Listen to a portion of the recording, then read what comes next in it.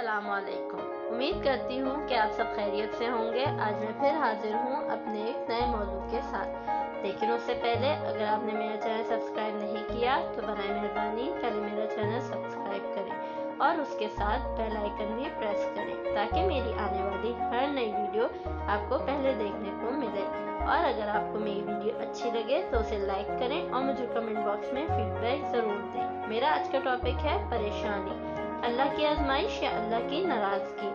अगर आप बहुत परेशान हैं तो अपने तमाम मामलात अल्लाह पे छोड़ दें, क्योंकि बेशक वो बेहतरीन फैसला करने वाला है। और अगर आपको ऐसा लगे कि अल्लाह नाराज़ है तो उससे माफ़ी मांगें, गिड़गिड़ा कर मनाएं उसे।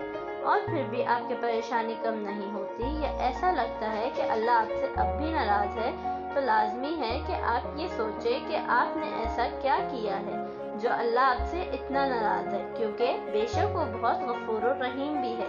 इसलिए हमें चाहिए अगर हमें ऐसा महसूस हो तो हम गौर करें और फ़ौरन अपनी गलती को सुधारें। और अगर किसी का दिल दुखाएं तो पहले उससे माफ़ी मांगें ताकि अल्लाह भी हमें माफ़ कर दे। जज़ाकल्लाह, अल्लाह हाफ़िज़। और आपके फीडबैक का